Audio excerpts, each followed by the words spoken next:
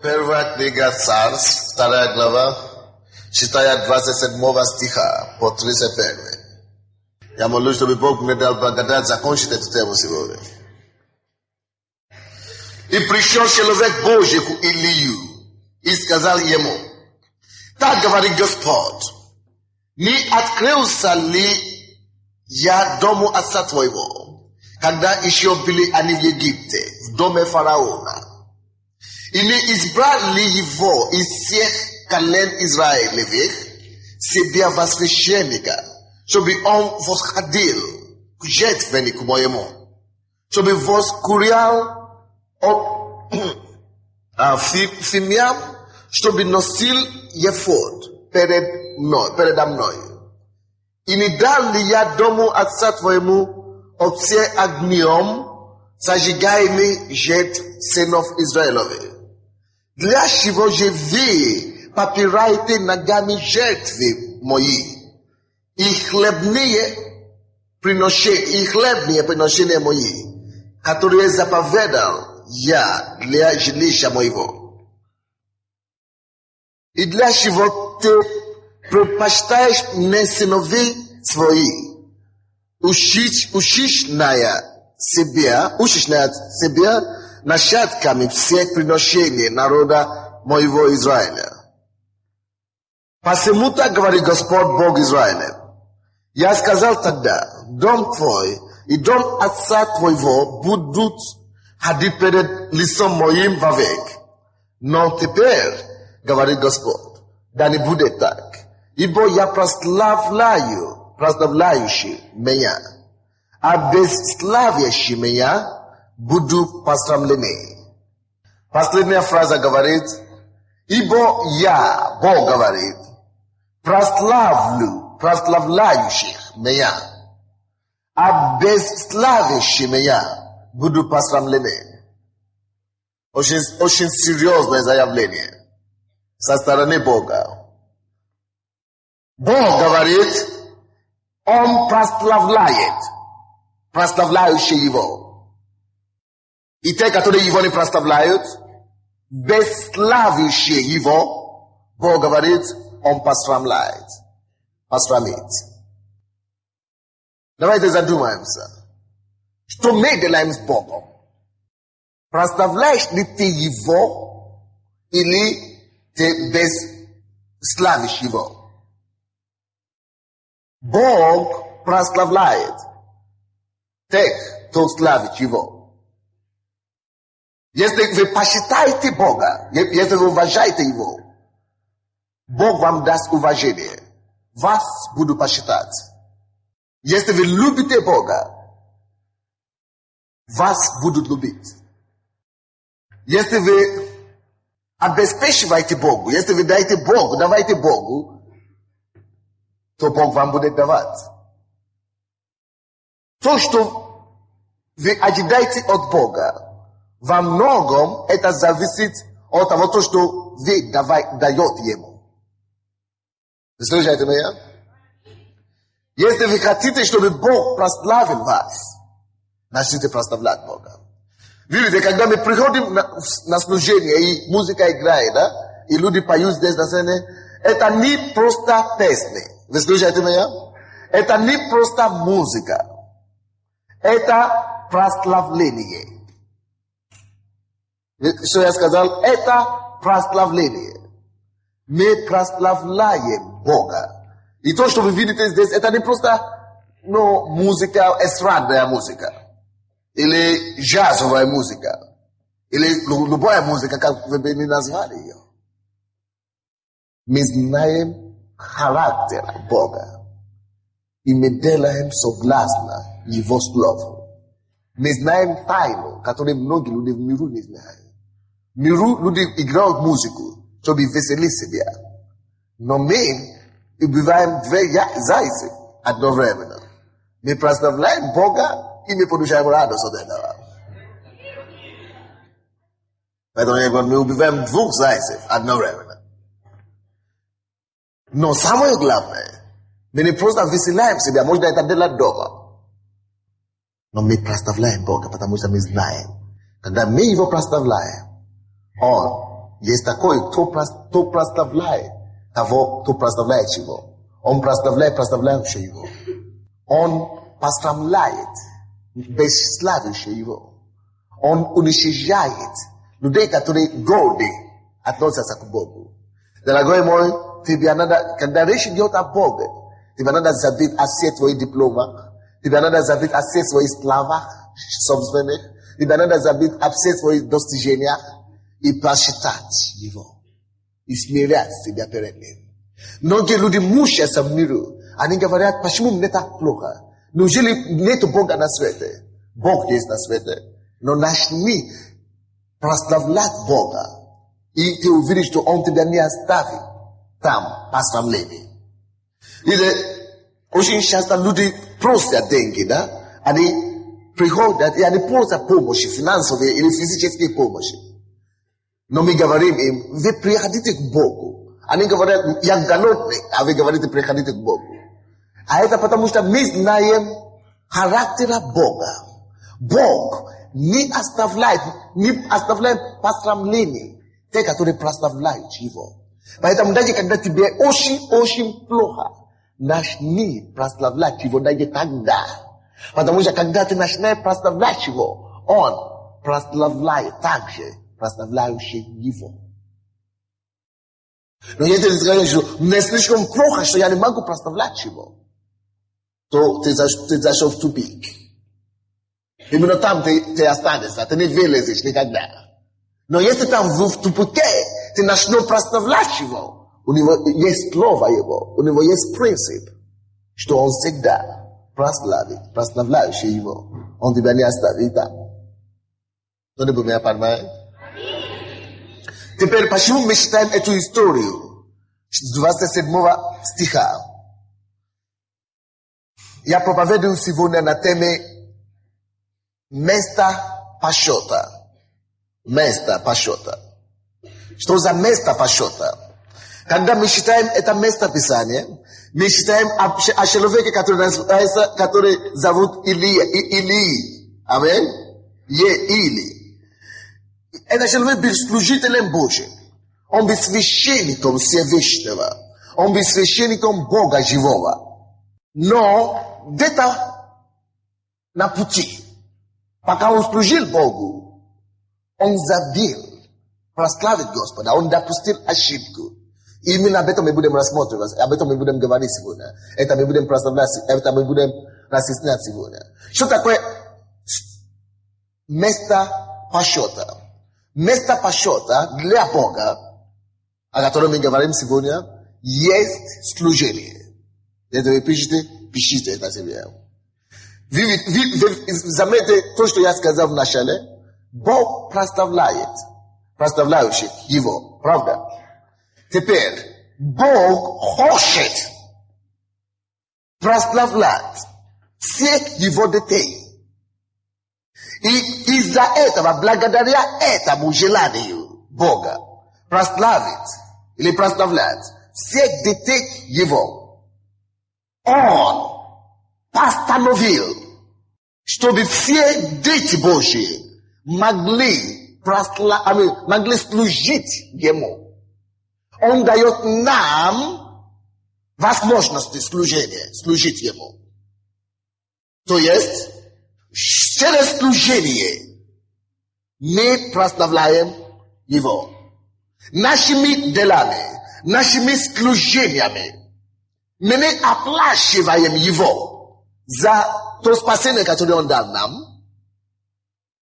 Служение, которое мы несем для Бога, мы это делаем, потому что Он создал возможность нам, дал нам возможность прославить Его. Так что, когда я служу Господу, тем, что я являюсь проповедником, да, я служу вам, я помогаю людям, но на самом деле, для меня, то, что стоит на первом месте, это не это. Это то, что Бог мне дал возможность прославить Его. И когда я прославляю Его, я имею покой, я имею мир. Потому что я знаю, что Богу, кому я служу, есть тот Бог, который прославляющих Его. Служение, я еще раз повторяю, что для чего нужно служение для христианина? Для чего Бог создает и требует от нас, чтобы мы служили и несли Ему служение в Его доме? Без проблем Бог мог бы послать ангелов, чтобы делать то, что мы делаем. Бог мог бы делать то, что мы делаем сейчас без нас, автоматически сам. Просто вы говорите только слово. Бог мог просто говорить одно слово и, все то, что ему надо появиться. Но он так не делает. Он говорит, ты сделай это. Он не говорит, чтобы неверующие это делали. Он говорит, чтобы ты, неверующий, ты, который уже покаялся, ты, который уже стал детем Божьим, он дает тебе честь служить ему. Почему? Потому что это есть его способ дать тебе возможность его прославить. Он же знает, что когда ты служишь ему, ты прославляешь его. И он тогда только сможет тебя прославить. Поэтому, когда мы говорим о том, что нам необходимо иметь служение, мы стараемся, потому что мы, поставлены над вами, мы стараемся просто поощрять вас, пойти и быть на том почетном месте, где Бог сможет прикасаться более близко к вам. Ты скажешь, я же не в группе прославления, я не в хоре также. Видите, служение, прославление не только на сцене. Ты можешь прославить Господа, даже если ты делаешь уборку зала. Бог видит это такое же служение, как я, который проповедую. То есть служение, которое у тебя есть. Служение, которое Господь Бог тебя предлагает. Любое, какое бы оно ни было. Есть способ его прославления. И если вы на служение, вы должны знать, где вы находитесь. Вы находитесь на месте почета. Место чего? Почета. Место почета. Почета. Место чести. Потому что Бог говорит, кто дает мне честь, я даю честь. Кто прославляет меня, я прославляю его. Поэтому, когда вы приходите в церковь, вы не должны находиться в состоянии бесславия. Потому что кто бесславит его, что он делает с ними?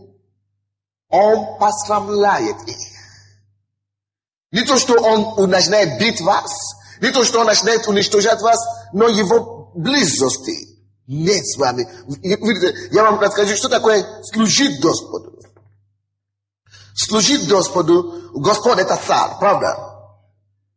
И Библия говорит нам, что служить Господу это подобно на разные сосуды и разные изделия присутствия царя. Вы помните, что в Тимофею он говорит, многие из вас, вы есть сосуды, глиняные, так? Многие серебряные сосуды, немногие золотые сосуды. То есть Господь сравнивает нас и наше служение сосудами. Аминь. Теперь, что сосуд делает? Сосуда есть то, что приносит либо воды, либо пищи в присутствии Господина. Это есть то, что Господин использует, чтобы давать себе удовлетворение. Вы слушаете меня? Теперь, если вы есть, допустим, стакан, это сосуда Божий, правда? Теперь, когда вы есть сосуда таким образом, Господь сможет прикасаться к вам. Допустим, ты стакан, Богу необходимо, Бог есть царь, ему необходимо пить, он берет стакан и он пьет. Это значит, Господь прикасается к тебе, дотрагивается до тебя. Если ты есть, тарелка, он берет тебя, он ест оттуда. Ты в его столе, ты находишься в его столе. Это физическое изображение духовного факта, духовного естества. Вы понимаете меня? Это попытка перенести физическим разумением, понимание, то, как Бог видит вещи в духовном мире.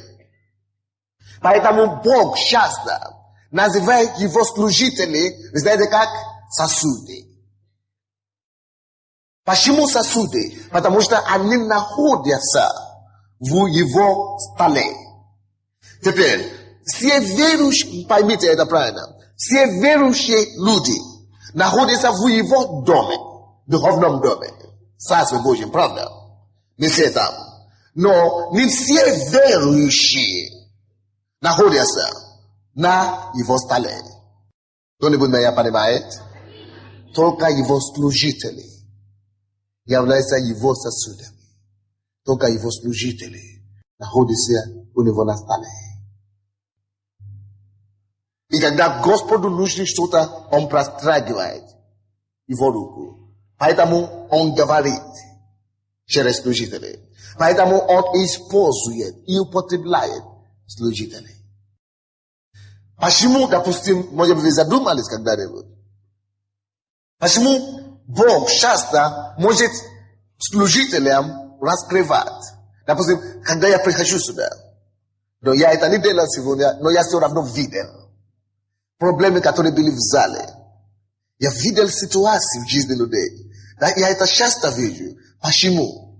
Потому что Бог есть Бог. Аминь. И Богу все известно. Бог все знает.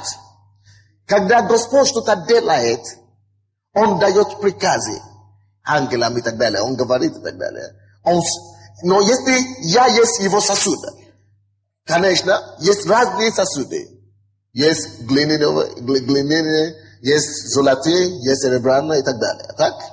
Но если я есть его сосуд, допустим, это стакан, допустим, это я в духовном мире, да. И допустим, это пример. И Бог общается с ангелами. И я, будущий сосуд Божий, прохожу время с ним. И когда ему что-то необходимо передать людям, он меня использует. Допустим, стакан, когда он пьет, я иду в его рот и так далее. Я в его присутствии постоянно. Когда он обсуждает какие-то темы, я имею возможность слушать и видеть то, что он делает. Поэтому очень часто, когда люди говорят Богу что-то, Бог дает мне возможность слышать то, что люди говорят ему. Я просто это слушаю, и я могу это передать. Потому что я есть его сосуд. Я перед ним. Быть служителем Бога – это находиться, или находиться в присутствии его. Быть служителем Бога – это обозначает быть на почетном месте в доме. Что значит место почета? Что значит почетное место? У многих из вас есть квартира. Или если у вас нет, вы когда-то видели квартиру. Или побывали на квартире. На квартире есть разные изделия, разные вещи. На квартире есть диван, может быть, стол, шкаф, и разные многие вещи, плитки и так далее. Но есть некоторые вещи в любом доме, в любой квартире, которые находятся на почетном месте.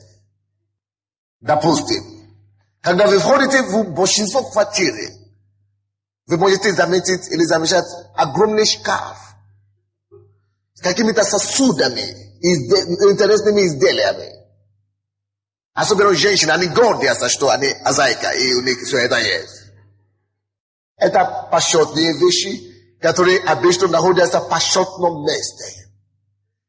Такие сосуды, такие тарелки, такие хорошие оформления, такие с орнаментами и так далее. Они не часто их выносливают, чтобы кушать. Допустим, каждый день, когда они кушают, есть такие сосуды, которые не трогают, только когда почетные гости приходят. Есть такое?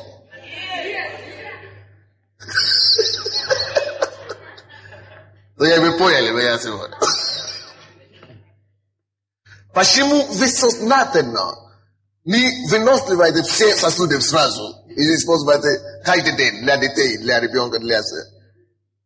Потому что есть некоторые из них, которые есть почетные. Потому что они почетные, вы храните их специально. И вы даже берегите их, чтобы они не разбились. К чему я склоню? Люди, которые служат в церкви, они подобны на эти почетные сосуды. И Бог заинтересован, чтобы ты и я, чтобы его дети, были все на почетном месте. Как мы достигаем это? Как мы туда приходим? Через служение, которое мы носим ему. Несем ему. Через служение. Служение в духовном мире, в духовном доме Божьем, который вы несете Господу, носите ему. Это служение есть почетная вещь. Когда вы находитесь на служении, вы на почетном месте. Или был и находился на самом почетном месте в Израиле. И Бог очень уделяет внимание его служителям. Он говорит, допустим, не прикасайтесь к моим служителям, моим помазанникам. И потому что я обороняю, я защищаю их даже от царей. Потому что они почетные сосуды. Дорогой мой, стремись служить Богу так, чтобы находиться на почетном месте. Это не тяжело. Просто поставить остальные вещи на втором месте и поставить Бога на первом месте. И нести ему служение. Но сегодня я бы хотел просто говорить об этом Илии. Я просто молюсь, я не знаю, даже если молитва поможет сегодня. Наверное, время не хватит. Давайте посмотрим, пожалуйста, первое послание Тимофею, первую главу. Первое послание Тимофею, 1, 12, 13. Первое Тимофею, первая глава, 12-13 стихи. Благодарю давшего мне силу Христа Иисуса, Господа нашего, что Он признал меня верным, определив на служение.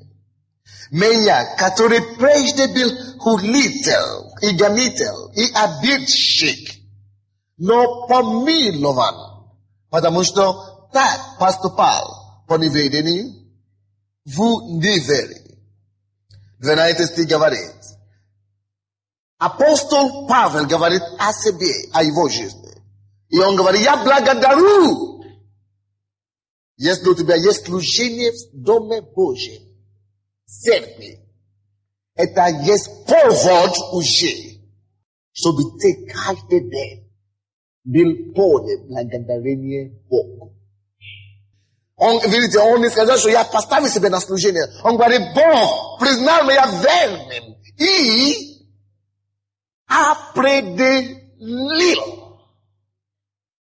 Ничего не случается случайно, особенно в Доме Божьем. Если ты стал служителем, или если ты стоишь на месте, на каком-то служении, это не случайно. Это Бог определил тебя на это служение. И Павел за то, что Бог его определил на служение, каждый день благодарит Бога. Он полный благодарение, что он находится на служении. Представляете? Между прочим, многие не ценят то служение, которое Господь дал им. Многие не ценят то, что они находятся на служении сегодня. Благодарю Господа Бога моего, что поставил меня верным, определив на служение. Разными способами можно служить Господу. Можно силой, энергией. Есть некоторым, которые нужно служить Господу в Dzisiejsze skwesile. Jest drugie, które służy Gospodu swoim znaniem. Jest niektóre, które służy Gospodu swoim finansom. Jest drugie, które służy Gospodu, своими духовными дарами. Но это не важно, какое служение. Он говорит, определи меня на служение.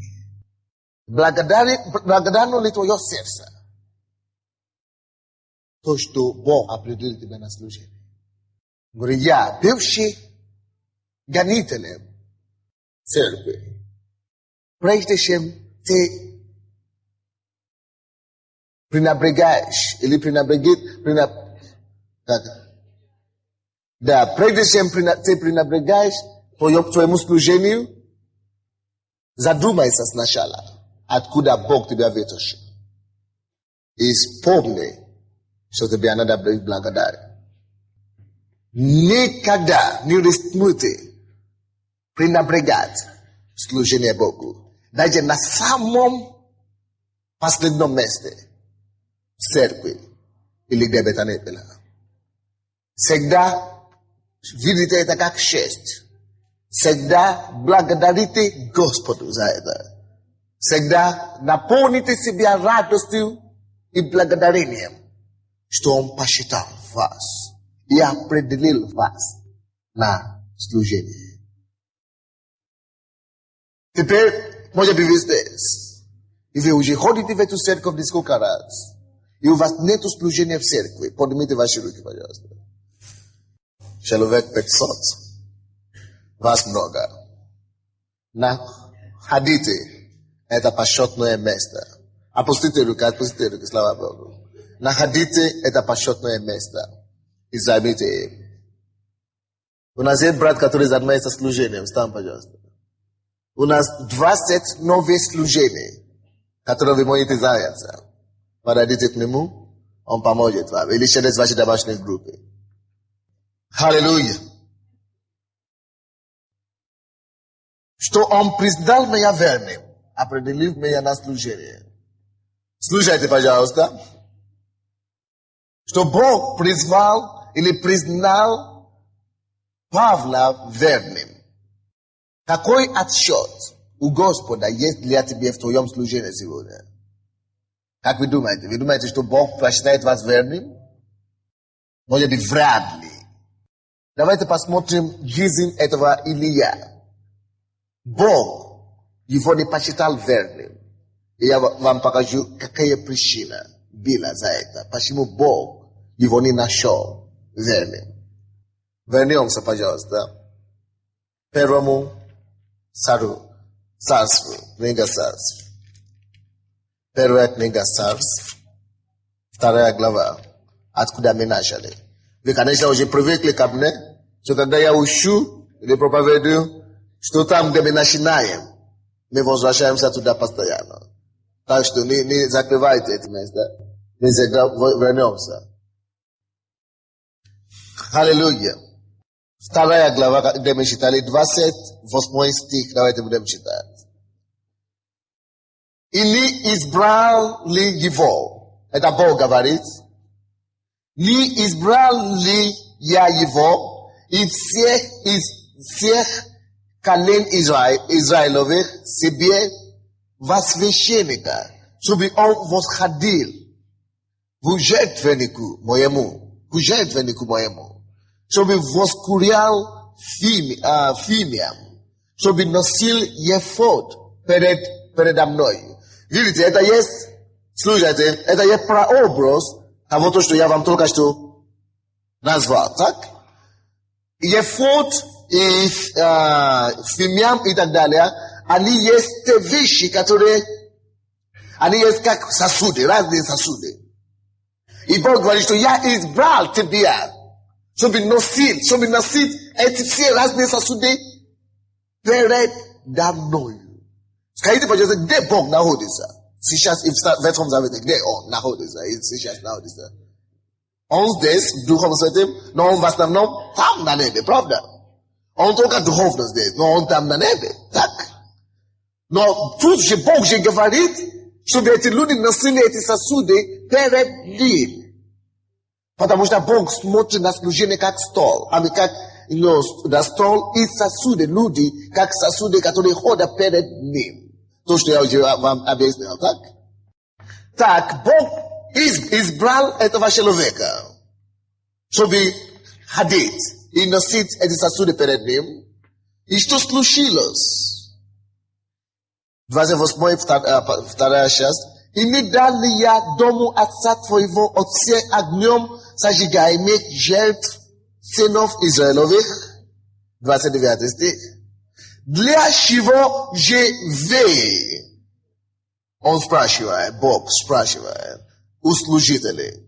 Для чего же вы попираете ногами жертвы мои и хлебные приношения мои, которые заповедал я для жилища моего, и для чего ты предпочитаешь мне сыновей своих? Это был грех этого Илияс, первосвященника Израиля. Он сказал, что они попирают жертвы его. Это его дети в основном. Но Бог видел его tudi виновником в этом. Я вам расскажу, что случилось. Это был пастором, как бы первосвященником этой страны, целого государства. А его дети, он не занимался его детьми. Его сыновья были неверующими. Они отошли от Бога. И они начали жить, как люди в миру. И не только это, они начали даже красть из дома Божьего. Он видел все это. Я вам скажу, почему он не мог это менять. Потому что он возлюбил его семью, его детей больше, чем Бога. Он боялся, что если он сделает замечание его детей, может быть, он пытался уже это делать, что они обидятся на него. И они уйдут из дома, наверное. Вы понимаете меня? И из-за боязни, из-за любви, и он не хотел ранить его детей. Но спокойненько можно ранить Бога, кого ты не видишь. Бога же нету здесь. Можно его ранить, а детей мои я не могу ранить детей. Я люблю их сильно. Дети, которые не посчитали Бога, являются неверующими. Теперь слушайте сюда. Из-за этого греха, вы слушаете, что я говорю? Он служил Богу, так? Но не дисциплинировал своих детей. Бог осудил его и сказал, что он неверный. И 29 стих, и 30 стих. Поэтому, так говорит Господь, Бог Израилев. Я сказал тогда, дом твой и дом отца твоего будут ходить перед лицом моим вовек. Это то благословение, которое должно было быть на ней. Но теперь Бог изменяет это повеление. И он говорит, но теперь, говорит Господь, да не будет так. Ибо я прославляющий меня, а бесславящий меня буду посрамлены. И 31 стих, вот, наступают дни, в которые я подсеку мечты твою и мечты дома отца твоего, так что не будет старца в доме твоем. И в этой семье все начали умереть в молодости. Почему? Потому что человек, кого Бог доверял так сильно, и доверял многому, и поставил его на служение перед ним в его столе, на его столе, он не нашелся верным. Какая причина была там? То, что он возлюбил. Библия говорит здесь, 28-29 стих, предпочитает сыновей. Он предпочитает сыновей своих перед Богом, до Бога, лучше, чем Бога. On почитает его детей больше, чем Бога. Есть многие здесь, которые читают Библию, но не замечают эту ошибку. Многие из вас, ваши неверующие дети, или неверующие родственники, или неверующие мужья и жены, часто вас препятствуют от того, чтобы исполнять то служение, которое вам вручил Господь. Видите, тут я не говорю, заметьте, пожалуйста, и то, что я скажу сейчас. Я ни в коем случае не говорю, что нам надо бросить семью или родственников, отказаться от родственников и пойти за Богом. Нет, даже Бог это не учит. Потому что первое послание от Тимофея, 5 глава, 8 стих, говорит, что тот, который не заботится о родных своих, тот больше, чем неверного. Хуже, чем неверного. То есть Бог ожидает от вас, чтобы вы любили и чтобы вы заботились о своих родных. Ни в коем случае вы не должны бросать семью. Это невозможно. И если я слышу, что кто-то в этой церкви это делает, бросает детей или бросает родственников, я буду разбираться с этим человеком. Вам нельзя бросать семью. Конечно, я понимаю тех людей, которые вы живете... Есть некоторые, кто живут не расписаны с мужем или с любовником, или с любовницей. Это надо бросать быстрыми темпами. Потому что вы живете в грехах. Это не семья, это грех называется. Прелюбодеяние или блуд. Как вы хотите.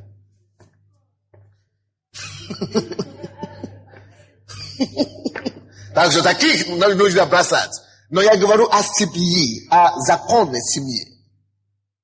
Вы слушаете меня? Нельзя бросать. Но в том времени должен быть баланс. Вы должны уметь ставить первичное. Где? Первым. И вторичное – второе.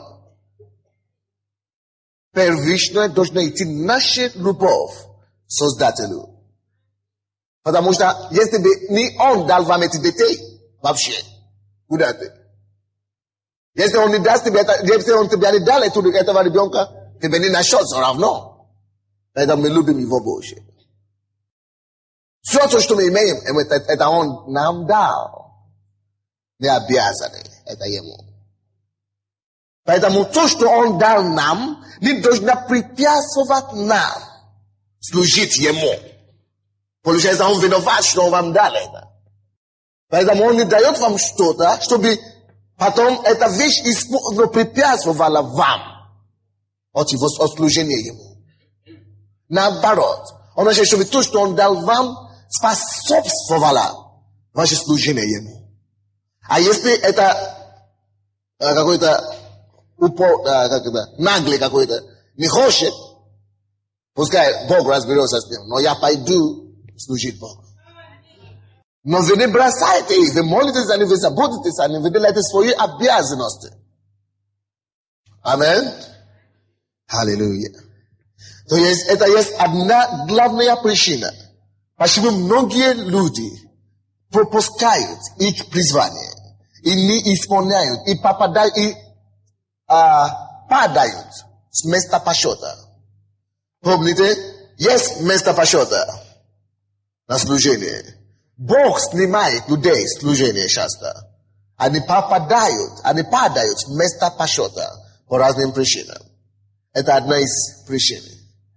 Вроде бы не Он виноват, но Он не дисциплинировал своих детей. Теперь поймите меня, пожалуйста, правильно, церковь. Я пастор этой церкви. Это подобно на священника в Ветхом Завете. Бог мне дал очень много детей. Вы есть мои дети духовные. Я такой маленький, а я имею такие детей. Ну, что поделаешь? Парадокс, но это духовный факт. Вот. Перед Богом те дети, которые Бог не дал. Бог однажды мне сказал, месяц назад, что я ожидаю, чтобы ты сделал ошибки в церкви, чтобы ты требовал дисциплину и ощущение, и святость у людей, которые ходят в церковь. Потому что я буду у тебя спрашивать. Особенно от тех людей, которые находятся на служении. Каждый должен быть предельно дисциплинированный, потому что это есть служение не к начальнику миру, не к начальнику на земле, но это служение к царю царей Господу Господу. Поэтому, если кто ходит на библейские занятия, на лидерской школе, по понедельникам, вы уже видели, что я там творю. И не только там. Если кто бывает в офисе, или кто работает в офисе, тоже, наверное, уже слушаешь что-то. Потому что я не хочу оказаться на месте Илии. Я не хочу терять то благословение, которое Господь имеет в виду на Украину из-за какого-то негодяя. Я знаю, что это не приходит сразу. Поэтому я работал над вами. Я знаю, что Господь не дал только гадаев, только хороших людей, не негодяев. Все хорошие. Поэтому, если что-то не получается, я знаю, что получится во имя Иисуса. Не позволь Богу тебе снять с места почета. Не позволяй Богу снять тебя с места почета. Не позволяй Богу себя снять с места почета. Но если ты не поступаешь как человека, который находится в месте почета, то у меня уже нет выхода. Как Божий слуг здесь, который находится на месте священника, как Илия, я должен проявлять дисциплину. И если надо, я тебе сниму. Слава Господу. Давайте откроем быстренько. От Луки 13. От Луки 13 глава. От Луки 13. 6 стиха по 9. От Луки 13. 6 по 9 стихи. И я читаю.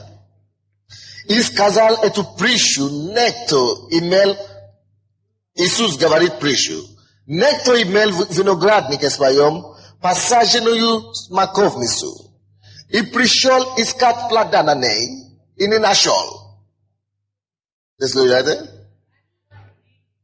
Человек имеет виноградник и посадил там смоковницу, но пришел искать плода на ней и не нашел. И сказал виноградарю, вот, я 3-й год прихожу искать плода на этой смоковнице и не нахожу. Так что сруби. Видите, господин хозяин виноградник сам не срубает. Он говорит, чтобы виноградар срубил это. Так что есть эта церковь, которая у нас есть, это не моя церковь. Это есть церковь Иисуса Христа. Аминь. Но он поставил меня как менеджер, как виноградар. И я должен ухаживать и смотреть за это. И я знаю требования Божьи. Требования Божьи, чтобы каждая смоковница принесла плода. Аминь. И если какой-то смоковница не приносит плода, то я знаю, что Господин и придет, чтобы срубить это. Вот. Дальше читаем. Вот в 3-й год прихожу искать плода на этой смоковнице и не нахожу. Сруби ее. На что она землю занимает. Не надо землю занимать. Если ты не можешь делать, сруби. Но он сказал ему в ответ, Господин, оставь ее. И на этот год, пока я окопаю ее и обложу навозом, не принесет ли плода? Если же нет, то в следующий год срубишь ее. Виноградар есть тот, который ходатайствует за смоковницей. что Господь потерпит, помилуй, потерпи, помилуй. И я работал по такому же принципу. Я с первого неудачи человека не срубаю. Очень многие люди спрашивают, а почему этот человек очень много вещей делает неправильно? Почему пастор ничего не делал? Благодать, имей терпение к нему. Первый раз. Хорошо. Второй раз. Окей. Третий раз. Имей благодать к нему. Благодать к нему. Но четвертый раз уже все. Срубишь. Вы видите? Это есть слово Божие. Но я молюсь, что не придется Богу это делать или так поступать. Ни со мной, ни с вами во имя Иисуса Христа. Мы найдем наше место почета. И мы удержим это место. Не просто удержим за собой, но мы будем служить Господу теми силами, которые Он нам дает, теми средствами, которые Он нам дал, теми способностями, которые Он нам дает. И мы будем даже делать трудиться сверхсилы, чтобы прославить Его имя во имя Иисуса Христа. Но зная, что наш труд не зря, не тщетно перед Ним. Потому что Бог есть тот Бог, который вознаграждает. Он есть тот Бог, который прославляет прославляющих Его. Если вы даете Ему честь, Он есть тот Бог, кто дает честь, почитающих Его. Если вы благословляете Господа, Бог есть тот Бог, кто благословляет благословляющий Его. Но Бог дал все возможности, чтобы мы все могли прославлять Его через служение, которое Он предоставляет нам всем. Слава Господу. Аллилуйя. Аллилуйя. О, слава Господу. И сегодня, буквально сегодня, слава Богу, что у нас уже ночная молитва будет завтра уже в городе, в центре. Росток, откуда наша церковь начала. Слава Богу. И уже послезавтра, не завтра, уже послезавтра, то есть после следующей пятницы за это, уже мы начнем новую систему, как мы будем вести ночную молитву. Каждый район будет вести ночную молитву. Каждый район, допустим, железничный район или железнодорожный район будет вести в эту пятницу. Следующий район, может быть, Жотновый, может быть, следующий район будет, Харьковский, может быть. То есть, чтобы все начали ходить на ночную молитву. Может быть, следующий Борисполь или какой-то. Чтобы все начали принимать участие в церкви. Это моя обязанность способствовать вас, служить Господу, занять место почета, чтобы Он мог прославить вас. Так что начните привлекаться сейчас в ночной молитве, пока мы не начали. Аллилуйя! Я не закончу. Но все равно время уже прошло. Давайте встанем.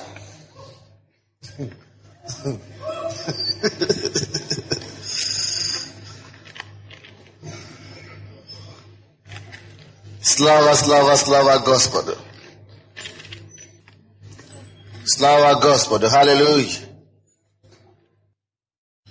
Аллилуйя. Слушайте, пожалуйста, еще одно место Писания, которое я прочту до того, как мы пойдем. 1 Коринфянам, я прочту 1 Коринфянам 9 глава, 16-18 стихи.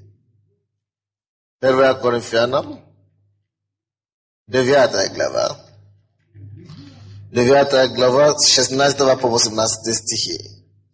До этого я еще хотел сказать, что кроме близких и родственников, есть еще одна вещь, которая мешает людям служить Господу на почетном месте. Это есть работа, мирская работа. Очень многие люди любят работу, свои карьеры, карьеризм, больше, чем Божьи дела, больше, чем служение. Дорогой мой, карьер ваша или работа ваша, это несравненно низко сравнение с служением Богу. Если вы прочтете Евангелие от Иоанна, 21 главу, там Иисус Христос, Иисус только что явился ученикам после Его воскресения из мертвых. И Он ушел, Он исчез опять. И ученики после Него начали говорить, слава Богу, что Иисус Христос воскрес из мертвых и так далее, и так далее. Но на второй день, вы знаете, что Петр предложил ученикам? Петр предложил ученикам, ученики, ну поймите, что мы вообще-то, Иисус уже ушел, а мы вообще-то рыбаки. Давайте пойдем словим рыбу, ну. Надо ее кушать. Когда Иисус был здесь, Он задержал нас. Теперь нам придется себя задержать. Таким же образом, это происходит сейчас со многими людьми. Бог зовет тебя на служение и говорит, что нет, я пойду ловить рыбу. Он любит, потому что он был рыбаком, это Петр. Он очень любит свою профессию. Он не хотел это оставить. Он говорит, я был, конечно, на 3 года с Иисусом, на вынужденный такой отпуск. Но теперь он уже ушел, я пойду на работу, я устроюсь. И они пошли работать, и ничего не получилось. Не словили ни одну рыбу. Но Иисус пришел к ним и говорит, я видел, что вы ничего не словили. Хорошо, я помиловал вас. Теперь кините это сам сеть. Они кинули сеть и ловили очень большие рыбы. Иисус взял хлеб и рыбу и накрыл стол, короче.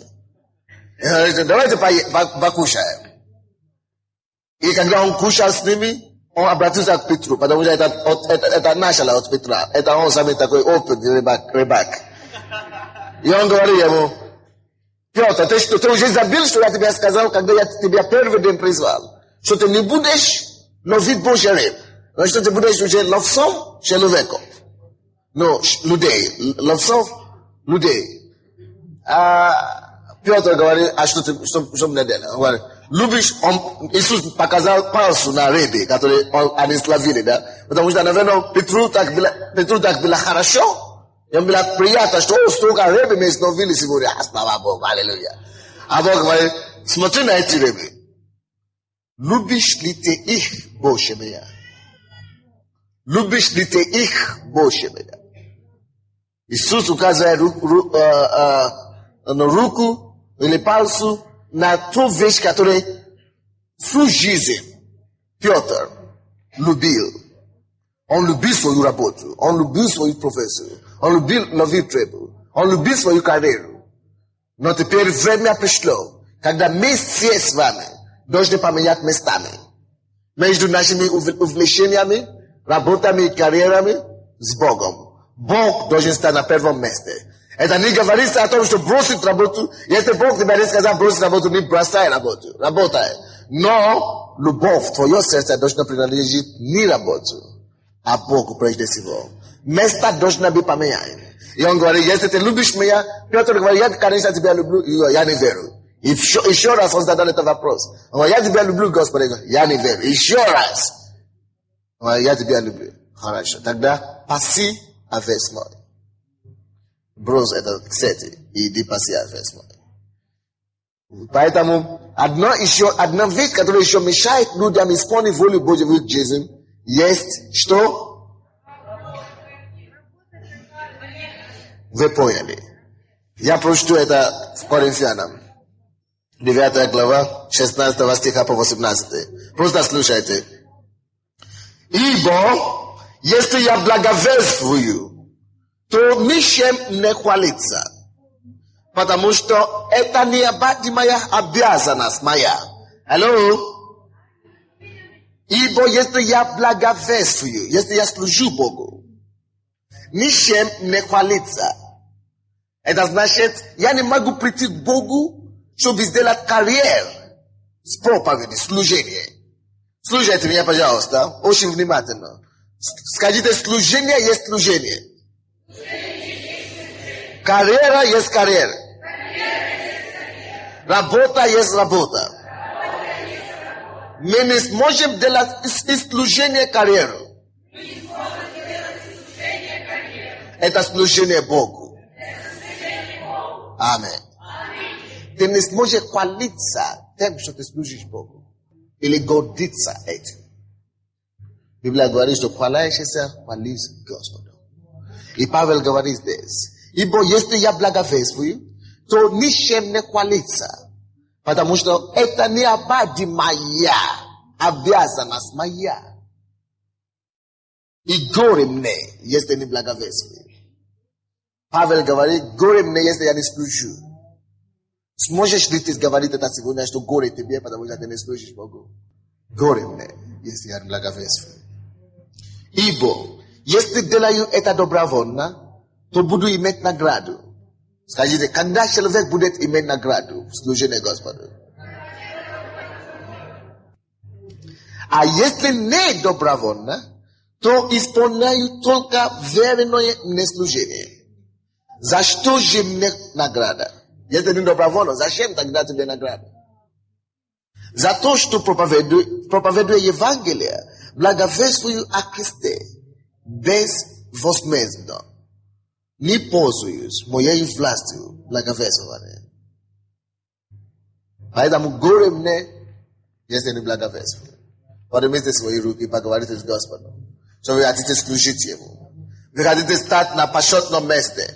Господь, я хочу стать на почетном месте. Я хочу стать возле твоего стола. Я хочу стать вообще на твоем столе, Господь. На почетном месте. Я хочу воспользоваться этой привилегией служения Тебе.